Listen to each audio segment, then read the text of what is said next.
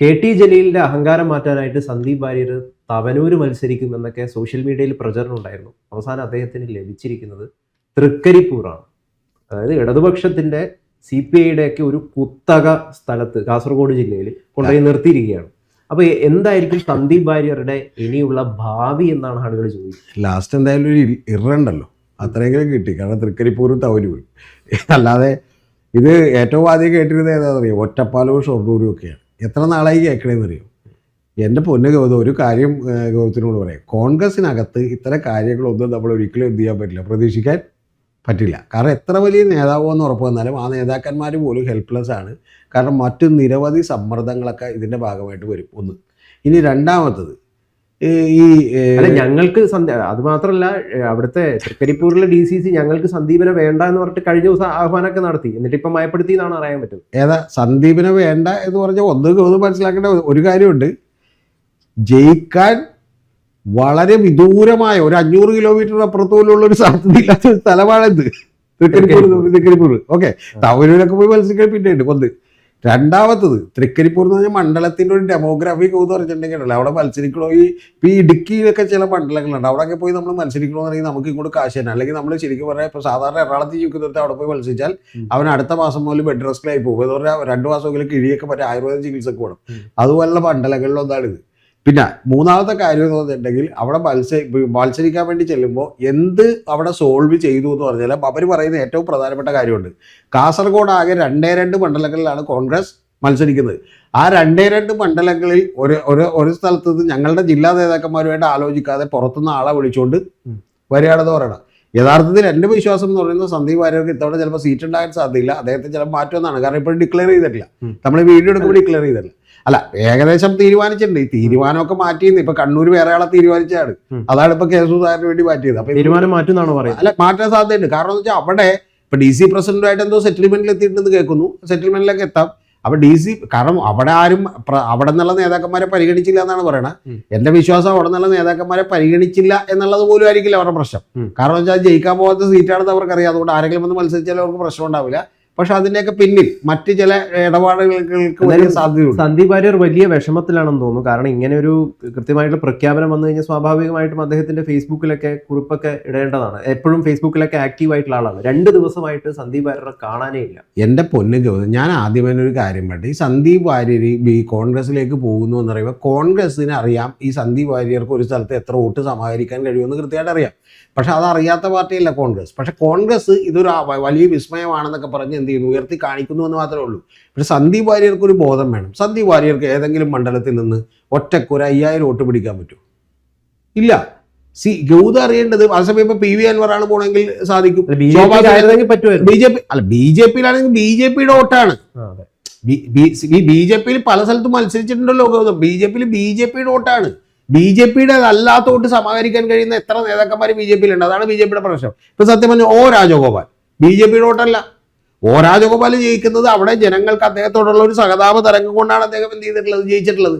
അതേപോലെ സ്വന്തമായിട്ട് വോട്ട് പിടിക്കാൻ കഴിയുന്ന ആരാണ് BJPക്ക് ഇത്തരത്തിലുള്ള നേതാക്കന്മാരുള്ളത്? ഇപ്പൊ K സുരേന്ദ്രൻ ശരിയാണ്, സ്വന്തമായിട്ട് കുറച്ചും കൂടി വോട്ട് പിടിക്കാൻ കഴിയും. ഇപ്പോൾ വയനാട് അദ്ദേഹം പോയി മത്സരിക്കുമ്പോൾ മഞ്ചേശ്വരത്തൊക്കെ മത്സരിക്കുമ്പോൾ പോലും അദ്ദേഹത്തിന് ആ വോട്ട് പിടിക്കാൻ കഴിയുന്നുണ്ട്. അപ്പൊ അത്തരത്തിൽ K സുരേന്ദ്രനോ അല്ലെങ്കിൽ ബാക്കിയുള്ളവരോ മത്സരിക്കാൻ വോട്ടാണ്. പിന്നെ സന്ദീപ് വാര്യർ കോൺഗ്രസിലേക്ക് പോയപ്പോ K സുരേന്ദ്രൻ പറഞ്ഞ വാചകം ഓർമ്മയുണ്ട്, നന്നായി നിങ്ങൾക്ക് ഇരിക്കട്ടെ എന്ന് പറഞ്ഞു.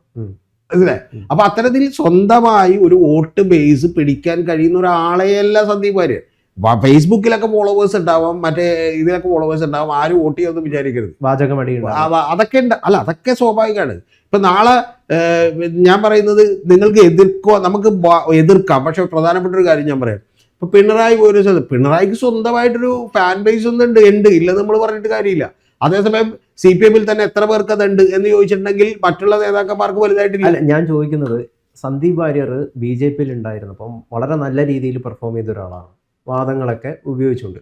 അപ്പം പല രീതിയിലുള്ള പരാമർശങ്ങളും അദ്ദേഹം നടത്തിയിട്ടുണ്ട്. അങ്ങനെയുള്ള ഒരാളെ എങ്ങനെയാണ് കോൺഗ്രസ്സിലെ അല്ലെങ്കിൽ മുസ്ലിം വിഭാഗത്തിനൊക്കെ ഉൾക്കൊള്ളാൻ പറ്റുക? രാഷ്ട്രീയത്തിൽ ഈ ചാനൽ ചർച്ചയിൽ നിന്ന് പറയണമെന്നും വലിയ ഗൗരവമുള്ള കാര്യമുള്ളത് രാഷ്ട്രീയത്തിൽ പല നേതാക്കന്മാർക്കും അറിയാം. അതുകൊണ്ട് ഗൗതം പറഞ്ഞാൽ വിശ്വസിക്കില്ല, മിക്ക നേതാക്കന്മാരും ഈ ചർച്ചയിലേ കാണാറില്ല. എന്ന് പറഞ്ഞാൽ ആരെങ്കിലും അവരോട് സ്പെസിഫിക്കലി അവർക്കെതിരെയുള്ള എന്തെങ്കിലും പരാമർശം ഉണ്ടെന്നൊക്കെ പറഞ്ഞ് അയച്ചു കൊടുക്കുന്ന ചർച്ചയെ കാണാറുണ്ട്.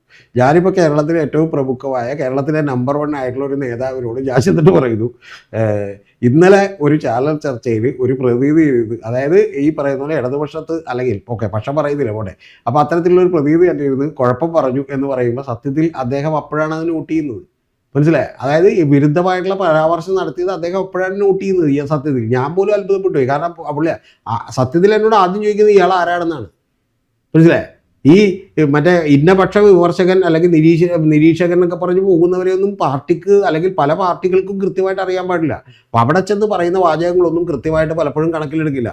ഈ അങ്ങനെ ജനങ്ങൾ കണക്കിലെടുക്കും. ആ ജനങ്ങൾ കണക്കിലെടുക്കുമെന്ന് പറഞ്ഞാൽ ഇപ്പൊ സന്ദീപ് വാര്യർ മത്സരിക്കാൻ പോകുമ്പോൾ എന്താ പ്രശ്നം എന്ന് വെച്ചിട്ടുണ്ടെങ്കിൽ മറ്റേ തലയിലൂടെ മറ്റേ ടയറിട്ട് കത്തിക്കണമെന്ന് പറഞ്ഞ കാശ്മീരിൽ അങ്ങനെ പറഞ്ഞ പല കമന്റുകളോടൊക്കെ എല്ലാം ഫേസ്ബുക്കിൽ നിന്ന് തോണ്ടി വലിച്ചിട്ട് പുറത്തിട്ട് ആളുകൾ എന്ത് ചെയ്യും? പ്രതികരിക്കും.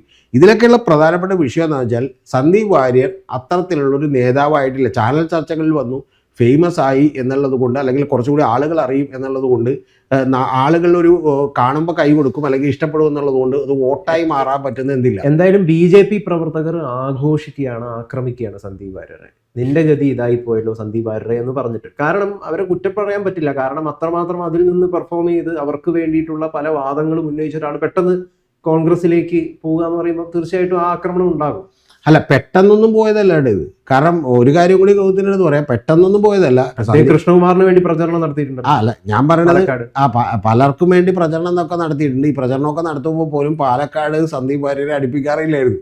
കാരണം സി കൃഷ്ണകുമാറും സന്ദീപ് വാര്യരുമായിട്ട് പണ്ടേ മുതലേ പ്രശ്നങ്ങളാണ്. അതുകൊണ്ട് യാതൊരു കാരണവശാലും ആ നാട്ടിൽ ഒരു കാര്യത്തിനും പുള്ളിനെ എന്ത് ചെയ്യാറില്ല, അടുപ്പിക്കാറില്ല. പിന്നെ പാർട്ടിക്കകത്തൊക്കെ തന്നെ വലിയ പ്രശ്നങ്ങൾ അങ്ങോട്ടും ഇങ്ങോട്ടും ഉണ്ട്. BJPക്കകത്ത് നിരവധി നേതാക്കന്മാരും ഒക്കെ ഉണ്ട്. അപ്പോൾ അതുകൊണ്ട് അതൊക്കെ അവിടെ ഉള്ള പ്രശ്നമാണ്. പക്ഷെ പ്രധാനപ്പെട്ട ഒരു കാര്യം എന്ന് പറയുന്നത് ഈ സന്ദീപ് വാര്യരൊക്കെ പോയി അപ്പുറത്ത് പോകുമ്പോൾ എനിക്ക് ഒരൊറ്റ കാര്യം സന്ദീപിനോട് പറയാനുള്ളൂ. സന്ദീപിനോട് എനിക്ക് ഇഷ്ടമാണ്, പക്ഷെ ഒറ്റ കാര്യം പറയുള്ളൂ, സന്ദീപ് കളയരുത്.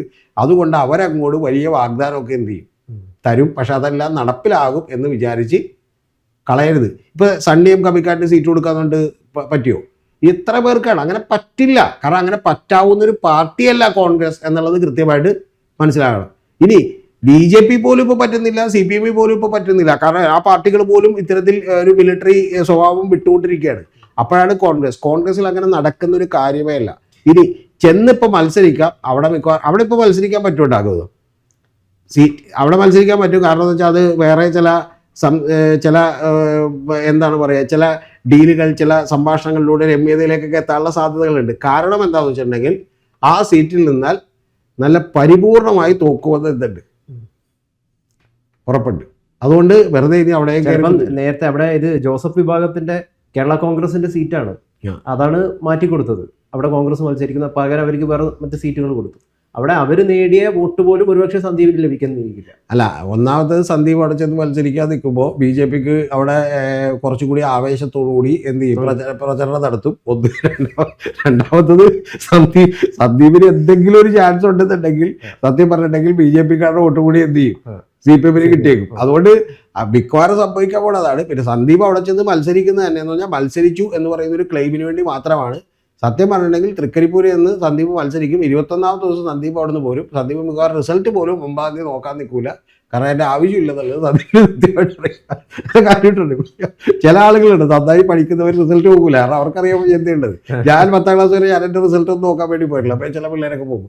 അപ്പോൾ ചില ആളുകൾക്ക് നമുക്കറിയാം നോക്കേണ്ട കാര്യമില്ല, എന്ത് ചെയ്യുമെന്നുള്ളത് നോക്കുമെന്നുള്ളത് അറിയാം. അപ്പോൾ അതുപോലെ തന്നെ സന്ദീപ് ശരിക്കും പറഞ്ഞാൽ എന്ത് ചെയ്തു നടക്കുന്നു. പിന്നെ സന്ദീപിന് പറ്റുന്ന ഏക കാര്യം എന്ന് പറഞ്ഞാൽ സന്ദീപിന് ഔദ്യോഗിക വക്താവാകാം, ജനറൽ സെക്രട്ടറി ആകാം, വേണമെങ്കിൽ എന്ത് ചെയ്യാം, KPCC സെക്രട്ടറി ആകും. ഇത്തരം കാര്യങ്ങളൊക്കെ പെട്ടെന്ന് കിട്ടും. കാരണം എന്താണെന്നറിയാമോ, സീറ്റിന് ലിമിറ്റേഷൻ ഇല്ല. ഇപ്പം നിങ്ങളൊരു അദ്ദേഹത്തിന്റെ ആവശ്യം സീറ്റായിരുന്നു, അദ്ദേഹത്തിന്റെ വിഷമവും സീറ്റായിരുന്നു. സീറ്റ് ഏത് സീറ്റ് ചോദിച്ചതെന്ന് ഗോപത്തിന് അറിയോ? ഈ പറയുന്ന ഒറ്റപ്പാലം മുതൽ ഷൊർണൂർ മുതൽ ബാക്കിയുള്ള സ്ഥലങ്ങളിലുള്ള സീറ്റ് ചോദിച്ചത്. സത്യം പറഞ്ഞാൽ പുള്ളി കാസർഗോഡ് എന്ന് പറഞ്ഞാൽ ഇനി മറ്റേ അതിനപ്പുറത്തേക്ക് സീറ്റില്ല. കാരണം അവിടെ പോയി പുള്ളിക്ക് പ്രസംഗിക്കാൻ പറ്റില്ല. കാരണം അത് കന്നഡയിലൊക്കെ എന്ത് ചെയ്യണം, പ്രസംഗിക്കണം. സത്യത്തിൽ അതിനപ്പുറത്തേക്ക് സീറ്റില്ല. അതുകൊണ്ടാണ്. അപ്പോൾ സീറ്റ് ഒരു കാര്യം വളരെ കൃത്യമായി മനസ്സിലാക്കും. കോൺഗ്രസിനകത്ത് ഒരു സീറ്റ് കിട്ടുക എന്ന് പറഞ്ഞിട്ടുണ്ടെങ്കിൽ നിങ്ങൾ മുഖ്യമന്ത്രിയോ മന്ത്രിയോ ആകുമെന്ന് ഉറപ്പുള്ള ലെവലിലുള്ള സ്റ്റേച്ചറുള്ള ഒരു നേതാവാണെങ്കിൽ നിങ്ങളുടെ സീറ്റ് എന്തായിരിക്കും? ഉറപ്പായിരിക്കും. എന്നിട്ട് ഇപ്പോൾ കെ സുധാകരൻ പെട്ടവഴി പാട് നമുക്കറിയാം, സീറ്റ് ഉറപ്പായിരിക്കും. ഇനി അങ്ങനെയുള്ളവരാണെങ്കിൽ എങ്ങനെ മന്ത്രിസ്ഥാനത്ത് നിന്ന് വെട്ടാന്ന് വിചാരിക്കും, അവർക്ക് സീറ്റ് പ്രശ്നം ഉണ്ടാവില്ല. അല്ലാതെ സീറ്റിന് വേണ്ടി നിൽക്കുന്നവൻ ഒരു 5 പേരെങ്കിലും അവിടെ കണ്ടിന്യൂസ്ലി ഒരു മണ്ഡലത്തിൽ ഏറ്റവും കുറഞ്ഞതുണ്ട്. ഇനി എൻ്റെ പേടി എന്തായിരുന്നു അറിയാം, സത്യത്തിൽ കോൺഗ്രസ് 23 നാമനിർദ്ദേശ പത്രിക കൊടുക്കുമല്ലോ. കോൺഗ്രസ് പറയാൻ പോലെ 5 പേരുടെ നാമനിർദ്ദേശ പത്രിക കൊടുത്തു, ലിസ്റ്റിലുള്ള എല്ലാവരോടും പിൻവലിക്കേണ്ട ഡേറ്റിൽ എന്ത് ചെയ്യാം പറയാം. അങ്ങനെ പോലും പറയേണ്ടി വരുന്ന അവസ്ഥയിലുള്ള കോൺഗ്രസിലേക്ക് നമ്മൾ ഓടിച്ചെന്നിട്ട് നമുക്ക് സീറ്റ് കിട്ടുമെന്നൊക്കെ പ്രിയപ്പെട്ട ഒരാളും വിചാരിക്കും. ഞാൻ അദ്ദേഹം BJP-യിൽ നിന്ന് മാറിയത്, ഇപ്പുറത്തേക്ക് വന്നത് ഒരു മോശം തീരുമാനമായിരുന്നു. അല്ല, അതൊക്കെ അദ്ദേഹത്തിന് ഇഷ്ടമാണ്. BJP-യിൽ നിന്ന് മാറി എന്നുള്ളതുകൊണ്ട് BJP-യിൽ നിന്നുണ്ടെങ്കിൽ ഇപ്പോൾ ജയിക്കൊന്നുമില്ല. BJP-യിൽ നിന്നുണ്ടെങ്കിൽ ഇനി തുറന്നൊരു കാര്യം ഗൗതത്തിനോട്, BJP-യിൽ നിന്നുണ്ടെങ്കിൽ സന്ദീപ് വാര്യർക്ക് ഇത്തവണ ഏതെങ്കിലും സീറ്റ് കിട്ടുമെന്ന് ഞാൻ വിചാരിക്കുന്നില്ല. മനസ്സിലായി. അത് രാജീവ് ചന്ദ്രശേഖർ കഴിഞ്ഞാൽ ചിലപ്പോൾ കിട്ടിയേക്കും, അല്ലെങ്കിൽ ചിലപ്പോൾ കിട്ടാനൊന്നും സാധ്യതയില്ല, നിന്നാലും ജയിക്കാനൊന്നും സാധ്യതയില്ല. പക്ഷെ കോൺഗ്രസ് എന്ന് പറയുന്ന പാർട്ടിക്ക് കൃത്യമായിട്ട് അറിയാം ആർക്ക് സീറ്റ് കൊടുക്കണം. ഇപ്പോൾ ഉദാഹരണത്തിന് ഇവർക്ക് സീറ്റ് കൊടുത്തല്ലോ, TK ഗോവിന്ദന് സീറ്റ് കൊടുത്തു, പിന്തുണക്കാൻ തീരുമാനിച്ചു. ഇനി അതിനേക്കാൾ മുമ്പ് ഏറ്റവും ആദ്യമേ തന്നെ അവർ സീറ്റ് വാഗ്ദാനം ചെയ്ത ഒരാളാണ് G സുധാകരൻ. അതിന്റെ കാര്യം എന്ന് വെച്ചാൽ G സുധാകരനാണ്. G സുധാകരനോടെ 10,000-15,000 വോട്ടുകൾ ഒറ്റയ്ക്ക് എന്ത് ചെയ്യാൻ പറ്റും, പിടിക്കാൻ പറ്റും. അങ്ങനെ പിടിക്കാൻ പറ്റുന്ന താഴേക്ക് തട്ടിൽ ഇറങ്ങി നിന്നുള്ള പ്രവർത്തനം നടത്തിക്കൊണ്ട് മാത്രമേ രാഷ്ട്രീയത്തിൽ നമുക്ക് എന്ത് ചെയ്യാൻ പറ്റൂ, നിലനിൽക്കാൻ പറ്റൂ. അല്ലെങ്കിൽ റീലുകളും ബാക്കിയുള്ളത് ഇട്ട് നമുക്ക് നിലനിൽക്കാം. വേറെ ആരുടെങ്കിലും സപ്പോർട്ട് വേണം. കോൺഗ്രസിൽ തുടരുമോ? സന്ദീപ് വാര്യർ കോൺഗ്രസിൽ തുടരും. കാരണം ഇനി വേറെ എങ്ങും പോകാനില്ല. കാരണം എന്ന് വെച്ചാൽ സന്ദീപ് വാര്യർ ആദ്യം തുറന്ന് ഗൗതത്തോട് പറഞ്ഞാൽ CPM-ആയിട്ട് നേരത്തെ ചർച്ച നടത്തിയിരുന്നതാണ്. അപ്പൊ ആ ചർച്ച നടത്തിയതിനു ശേഷം CPM ഏതാണ്ട് വരും എന്ന് വിചാരിച്ചിരുന്നു. ഒരു കാര്യം സത്യം പറയാം കേട്ടോ ഗൗതം, ഒരു കാര്യം സത്യസന്ധമായിട്ട് പറയാം, CPM-ൽ പോയ സീറ്റ് കിട്ടിയത്. CPM-ൽ ക്രിസ്റ്റൽ ക്ലിയർ ആണ് എന്ന് പറഞ്ഞിട്ടുണ്ടെങ്കിൽ സീറ്റ് തരാമെന്ന് പറഞ്ഞിട്ടുണ്ടെങ്കിൽ മിക്കവാറും എന്ത് ചെയ്യും, സീറ്റ് കിട്ടും. കാരണം എന്താ വെച്ചാൽ അവിടെ മറ്റേ സംസ്ഥാന പിണറായി വിചാരിക്കുകയാണ് സീറ്റ് കൊടുത്തേക്കാം എന്ന് പറഞ്ഞാൽ പിന്നെ സെസ് എന്ന് പോലും പറയാൻ ഒരാൾ എന്ത് ചെയ്യില്ല, ഉണ്ടാവില്ല. ഉണ്ടായാൽ തന്നെ അവരെല്ലാവരും എന്തായിരിക്കും, പുറത്തായിരിക്കും. അല്ലാതെ അവർക്ക് വഴങ്ങി കൊടുത്തുകൊണ്ടൊന്നും എന്ത് ചെയ്യില്ല. ആകെ അങ്ങനെ വഴങ്ങി കൊടുത്തേക്കുന്ന VS-ന് മാത്രമേ ഉള്ളൂ, VS അല്ലല്ലോ ബാക്കിയുള്ള ആളുകൾ. അപ്പോൾ അതുകൊണ്ട് അങ്ങനെ ഉണ്ടാവില്ല. പക്ഷേ ഇതിലങ്ങനെയല്ല, കോൺഗ്രസ്സിന് അങ്ങനെയല്ല. കോൺഗ്രസ്സിൽ നമ്മൾ സതീശനൊന്നും കുറ്റം പറഞ്ഞിട്ട് കാര്യമില്ല. സതീശനും ചിലപ്പോൾ ഷാഫിക്കും ഒക്കെ കൊടുക്കണമെന്നുണ്ടാവും. പക്ഷെ അവരെ കുറ്റം പറഞ്ഞിട്ട് കാര്യമില്ല. ഒരു 150 ഘടകങ്ങളാണ് ലാസ്റ്റ് അവർ കണ്ടുപിടിച്ചൊരു സീറ്റാണ് ഇത് തൃക്കരിപ്പൂർ എന്ന് പറയുന്നത്. അത് കാസർഗോഡിൻ്റെ അങ്ങേയറ്റം. പക്ഷേ അവിടെ പോലും രക്ഷയില്ല. കാരണം സത്യം പറഞ്ഞാൽ ഇനിയിപ്പോൾ എനിക്ക് സന്ദീപിനോട് ഒറ്റ കാര്യം പറയാനുള്ളത്, വേണമെങ്കിൽ തൊട്ടപ്പുറത്തേക്കൊന്ന് നീങ്ങിയാൽ തമിഴ്നാട്ടിൽ പോയി മത്സരിക്കുക, അല്ലാതെ അതിനപ്പുറത്തേക്ക് ഒന്നും ചെയ്യാനില്ല. സ്ഥലവും വഴി മറ്റൊരു പാർട്ടിയിലേക്ക് പോകാനില്ല. പാർട്ടിയിൽ തന്നെ തുടരും. മറ്റെന്തെങ്കിലും സ്ഥാനങ്ങളൊക്കെ കൊടുത്ത് എന്ത് ചെയ്യും, തുടരും.